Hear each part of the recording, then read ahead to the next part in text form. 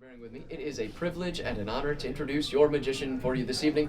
Ladies and gentlemen, our next performer joins us all the way from Scotland. This is his fourth time appearing here at the Magic Castle. It is our joy to bring his magic to you. Please put your hands together for Dave Forrest!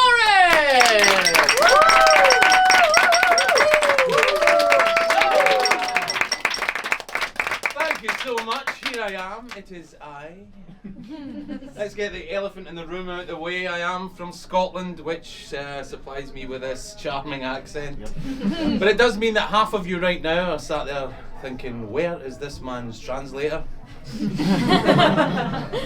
then the other half of you might be looking at me and thinking, is that Hollywood heartthrob Ewan McGregor up there? Because from a certain angle it kind of looks like I might have eaten Ewan McGregor. Alright, let's do this. So right there, what's your name? John. John. I'm going to hand you this little diary, John. What I'd like you to do is to flip through the pages, and you will find that unlike most normal people's diaries, there are not celebrations and vacations and appointments in there. Rather, on every day of the year is written a different playing card. Is that true? Yes. Right, John, I want you to turn to your birthday. Okay. Which I say in my best American accent, because when I say it in my own accent, it's apparently just hysterical. Are you at your birthday yet, John? Yes. Yeah, okay. It wasn't quite as hysterical. I'm right. You got it? Now, written next to your birthday, John, you're going to find a playing card. What is your birthday card? Two of diamonds. The two of diamonds. John, had you been born one day earlier, would that have been a different card? Yes. Had you been born one day later, would that have been a different card? Yes. If you were born on the same day, but the next week, would that have been a different card? Same day next week. Yes. Yeah? Yeah. And we've never met before, have we, John? We have not. And that is your loss, John. But your birthday card, John, is the two of diamonds, correct? Yes. Did you notice on the way in that there was a deck of cards hanging on the wall? I did actually. You did, yeah. Well, I'm going to show it to you now. This deck has on it a question mark. That is for mystery. Because God knows there's nothing quite as magical and mysterious as punctuation. A semicolon. Dun dun dun. The two of diamonds, John. Two of diamonds. Two of diamonds. See, there's something unusual about the deck in the same way. In the same way that there's something. That might be fake, John. I don't know. That might be fake, John. I'm going to put the two of diamonds here. All right. I'm going to show you that the rest of the cards in this deck are all blue. But I took one card from a red deck, John, and I was obviously in a hurry, which is why I left it at the face. It's from a red deck, and I even got a little message on the back for you, John. It says, no.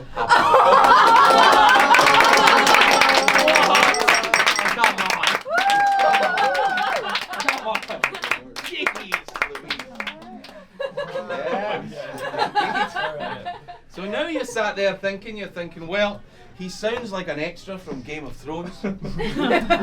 He looks exactly like Ewan McGregor. I think we need any further discussion on that front. And he just did the impossible with John's birthday. How was it done? Simple.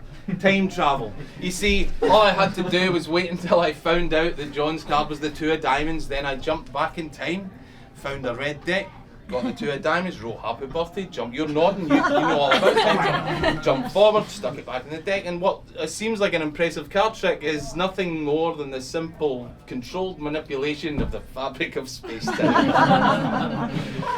Yeah, you look doubtful, and maybe you should. Lady right here, what is your name, please? Cameron. Cameron, has it ever happened to you that you've been sat in a room, you've walked into a room rather, you walk into a room and you do nothing more than sit down in a chair, and then all of a sudden the entire room spontaneously bursts into a round of applause? Has that ever happened to you, Cameron? No. Well, there's a first time for everything. Come on. Come on. Thank you so much. Thank you so much for joining me. All right, Cameron, here's what is it Cameron or Cameron? Cameron. Cameron, okay. Here's what I'm going to do. We're going to use these cards, and I'll show you that the cards are all different, but I will start in the traditional fashion, which is to shuffle them. You can see there, and I want to show you that they're really being shuffled. Beautiful. Okay, thank you. You too. Now what I'd like you to do, Cameron, is to cut about half the cards from here to here. And now cut that one in half again. Perfect. Now mark that there. Now watch this. Whoa. Magic. That's half the battle in this game, you know, posturing. I'm going to have you write your name on your card, Cameron, and see what it is. Here. Alright, so it's a court card. So in this case, what we'll do is I'll do a little X there. You can sign on the line.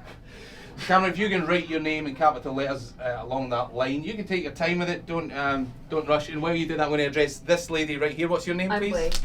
Blake. Yeah. Blake, what I want you to do is I want you to picture in your mind your favourite playing card. See it nice and bright and vivid, like a large picture in front of your eyes, but don't say it out loud. Okay. Have you got it? Yeah.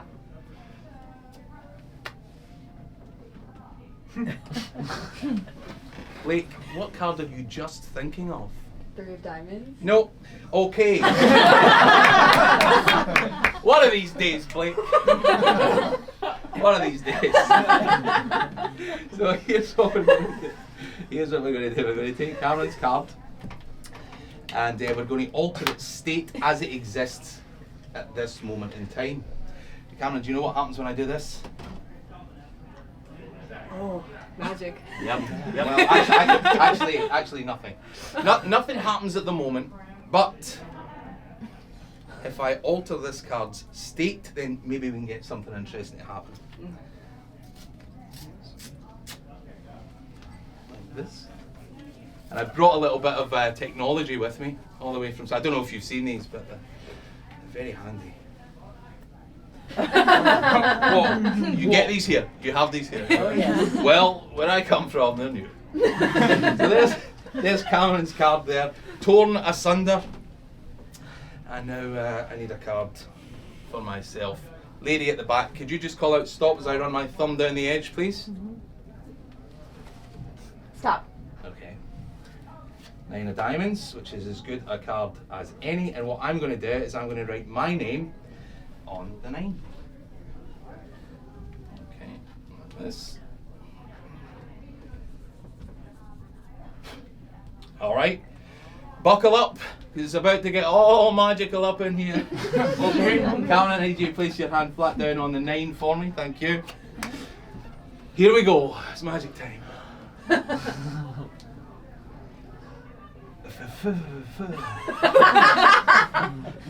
Blake, you may laugh, but I can assure you that is a very dangerous incantation. And should anything go wrong, I will not be held responsible.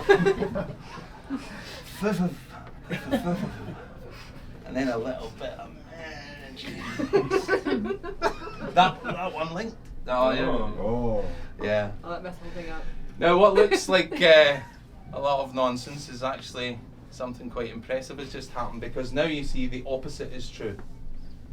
The opposite is true. Yeah, show everybody that card. No. No! Oh. Wow. And now here, of course, where Cameron's card was, is my signed 9. Wow.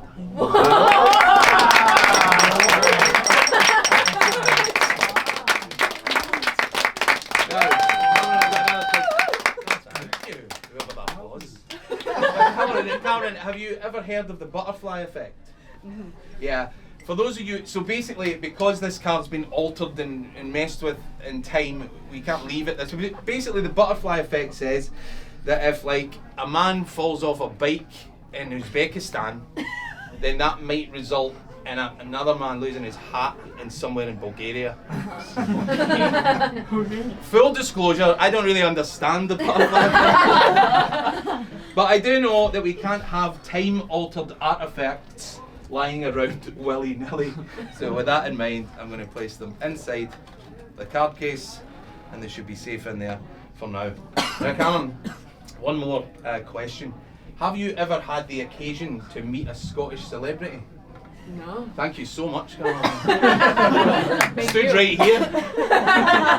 Seems unnecessarily cruel given our proximity. Well, we're going to play a little game now. My bad. We're going to play a little game now, and the game is called Let's Get Drunk with a Scottish Celebrity. So in here I have a Scottish celebrity. Oh, more mysterious punctuation there. By the way. I'm going to leave that right there like so. Don't need these for now. And I also have some celebrities, Scottish celebrities in this thing here. I've got 8 of them. Yes, I was able to compile an extensive list of 8. I have some this here. So as there are 8 of them, I just need from you, Cameron, a number between 1 and 8. 7. 7. Yeah? Yep. Okay, look. 1. 1, 2, 3, 4, 5, 6, 7. Is that fair? Yeah. But I do want you to see that had you chosen a different number, 8 for example, then you would have had a different celebrity. So this one, you'll all recognise as the most famous Scotsman in all of America, groundskeeper Willie. The most accurate portrayal of a Scotsman ever committed to celluloid. Period. Let's do another one. Oh, this everybody knows Sean Connery. Yes, that's got Sean Connery there in the film The Man Who Likes to Stroke His Face with His Gun. I haven't seen it myself. I'll do a couple more, see who that is. Oh, it's me. Wow. Oh, I'm sorry, it's Ewan McGregor.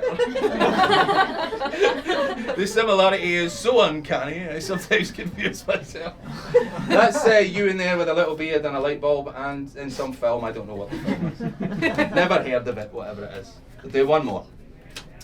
Oh, Billy Connolly. He's a famous Scottish comedian who had a sitcom in the US in the early 90s called Billy. I don't know that that's going to help you though, because I don't think anyone watched it. But nonetheless, you understand that a different number would have resulted in a different celebrity. Perfect. Now, what do you think would...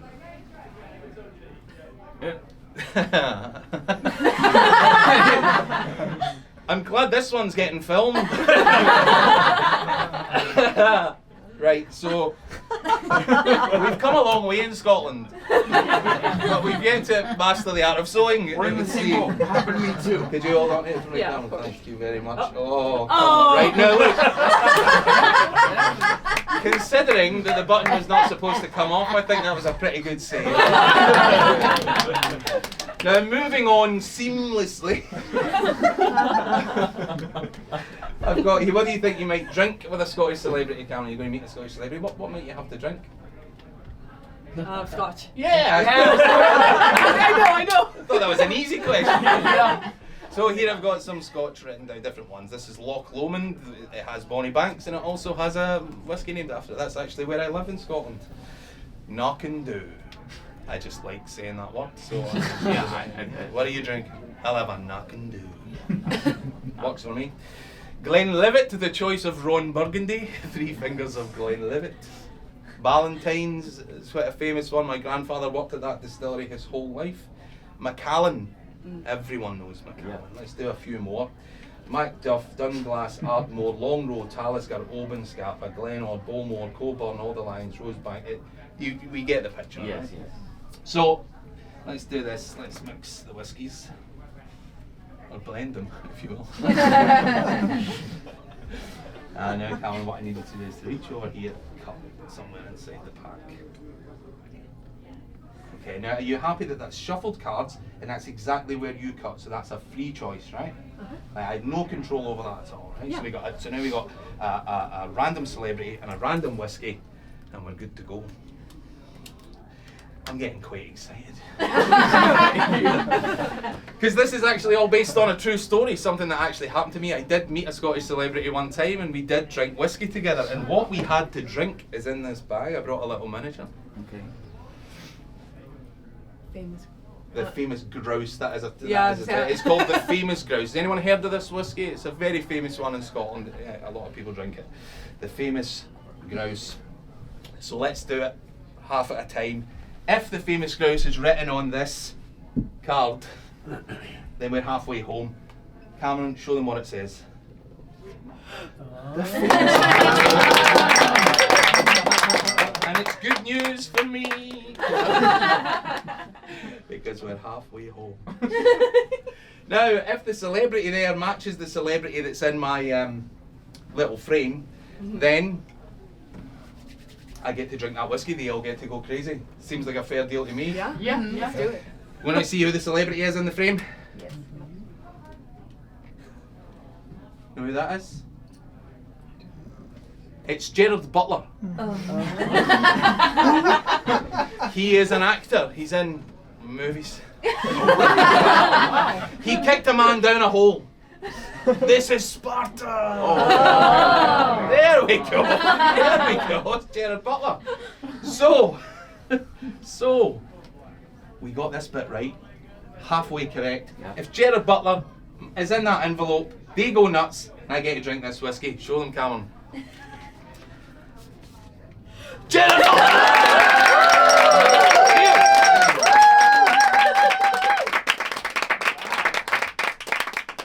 Yeah, managed to crowbar some hard drinking into the act. And they said it couldn't be done.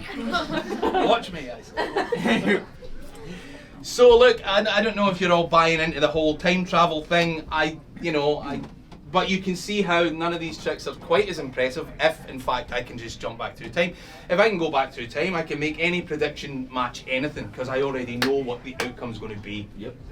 So what I want to do is try and offer you a little bit of proof, some evidence, if you will, that I'm genuinely jumping through time. And here's what I've come up with in order to do that. We've got some cards. Let's go back to the cards. Let's do Surrey. Could you give them a mix? Just make sure that they're all different cards. You can shuffle them up for me, please. And when you're happy that they're shuffled and mixed, then just take the top card or any card out the middle, whatever you want, and show it to everyone in the room. So you're going to take the top card and show it. That's it. Perfect. And it doesn't matter if I see it in this occasion. So it's the Queen of Diamonds. Okay, so here's what we're going to do with the Queen of Diamonds. We're going to create a distinct moment in time with the Queen of Diamonds. What we're going to do is place it face up in this spread like this. Now, everyone remember this image. If you can, take a little brain picture of it. If you've not got a brain camera, you can skip that step. Now, remember this image, because now what I'm going to do is create a completely different and contrasting image by doing this.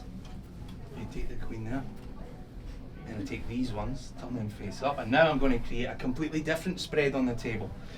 So two different states of the deck at two different points in time. Like that, and I do want you to see that it's not sleight of hand. The deck is really being mixed, face up cards into face down cards, okay? So, as opposed to this deck with just one card face up, the deck now looks like that, okay?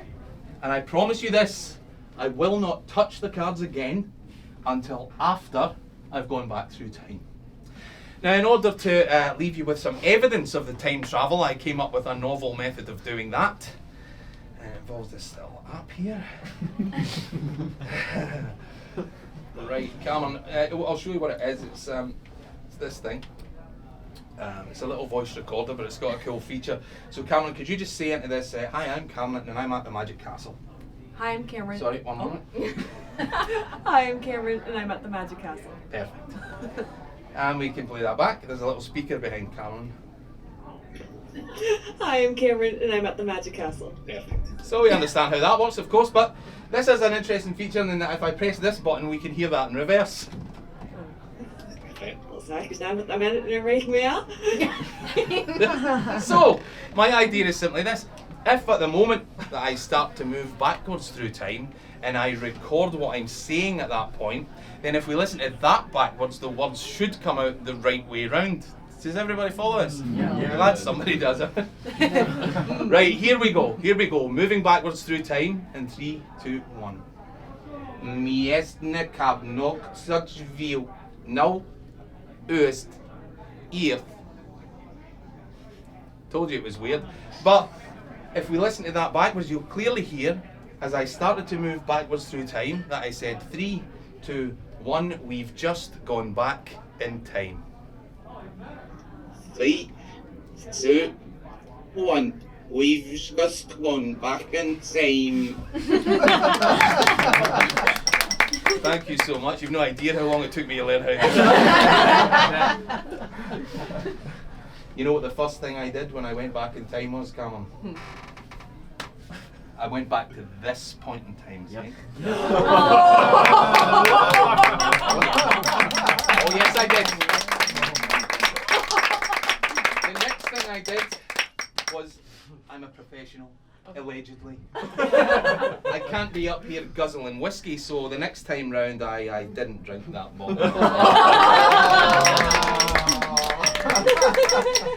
The next thing I did, might fry your brains a little bit, I sewed my button back on.